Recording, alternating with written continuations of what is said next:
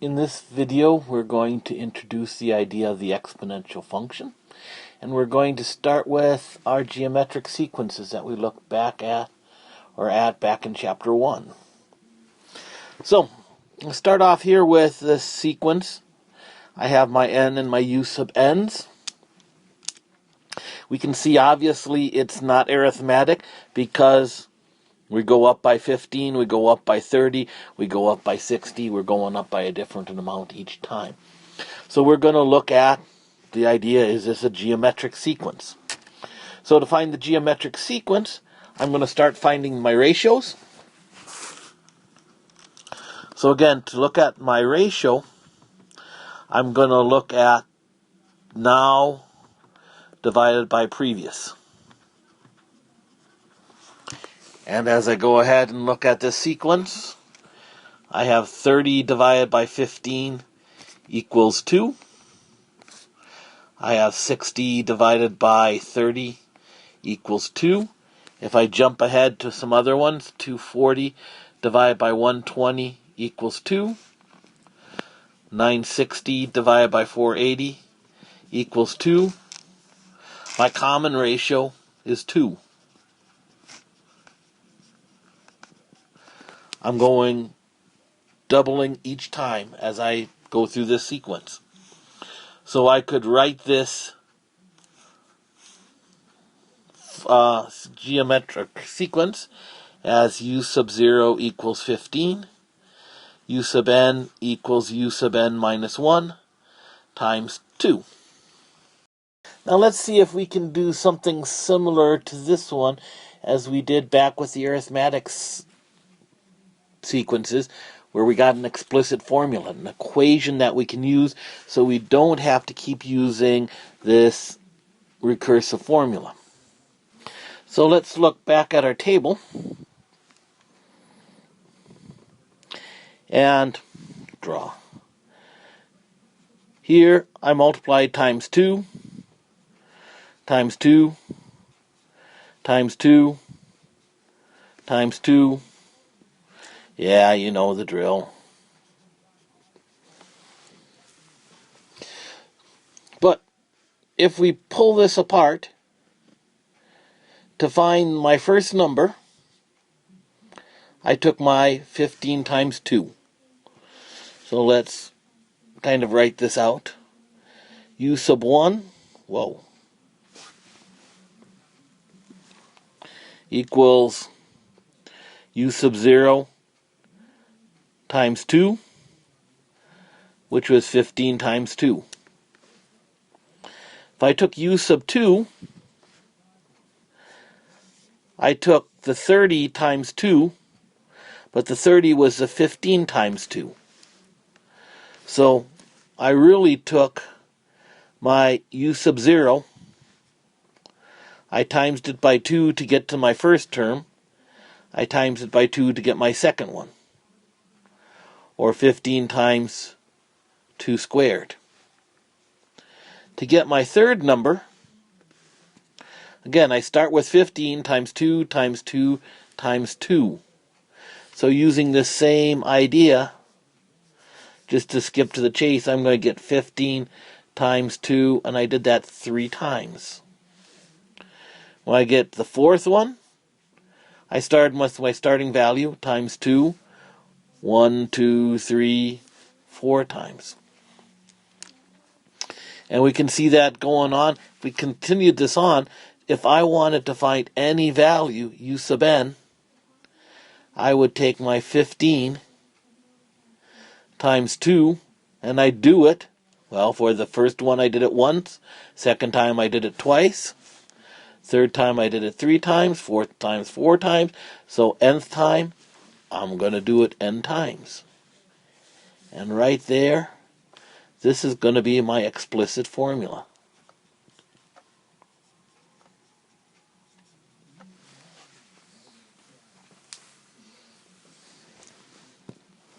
So to put this idea a little more generally, if we have this recursive formula, u sub 0 equals a, u sub n equals b times u sub n minus 1, we can take that over to an explicit formula, and in this case I'm just giving it straight as your exponential function, which we're looking at in this unit, and that function is y equals a times b to the x. Now as we look at this, undo, a, that's going to be your starting value, which is your u sub 0. Where do you start at? This b, we're going to call this the base, but it's also our common ratio. When we're talking about it in terms of the recursive formula, it's the common ratio. When we talk about it in terms of an exponential function, it's going to be the base. And then this x, that's our exponent. That's what makes it an exponential function. We're dealing with exponents. That's the basic idea of what we're working with in this chapter. So let's look at another example. Here I have another sequence, but this one I did not start with u sub 0. I started with u sub n. Now we could write this sequence. If we look 200 to 100, we're multiplying times 1/2. 100 to 50 by 1/2. Our common ratio here is 1/2. Each time we're dividing by 2. So our recursive formula would be u sub, not 0, u sub 5 equals 200, and u sub n minus 1 times 1/2, and n has to be bigger than or equal to 6. Now how could we do this and get our nice equation, our explicit formula, like we did before? Now one thing, we could just work our sequence backwards and find our 0 term. But let's see if we can see the pattern coming through the way we did before. If we want the 6th term we'll start with. We're going to take the 5th term and multiply it by 1/2. To get the 7th, we take that 5th term and we multiply by 1/2 and 1/2 again. So this is 1/2 squared. To get the 8th term, I got it 3 times.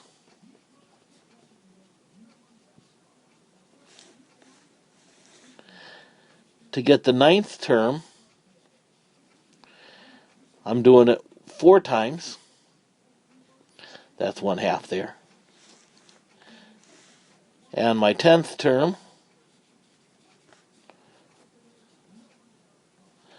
I take it 5 times.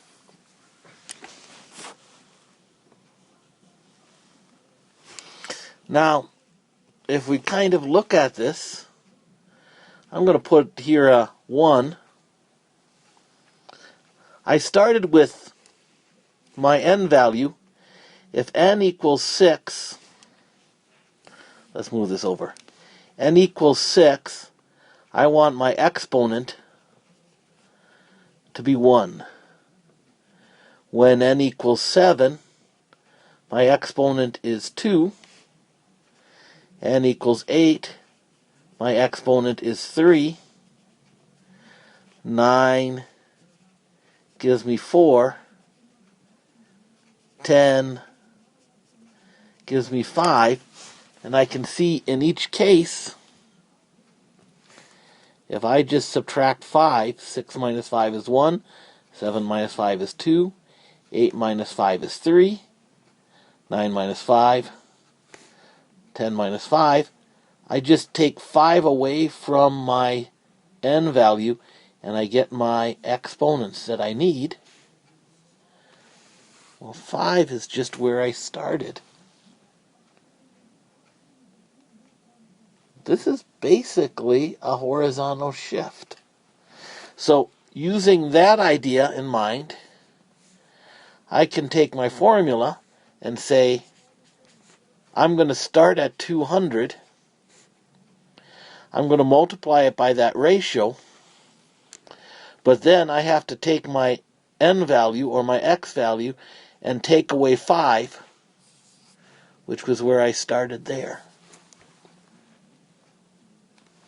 So I'm still using my starting value of 200 for my table, but I have to figure in this starting value for n as a horizontal shift.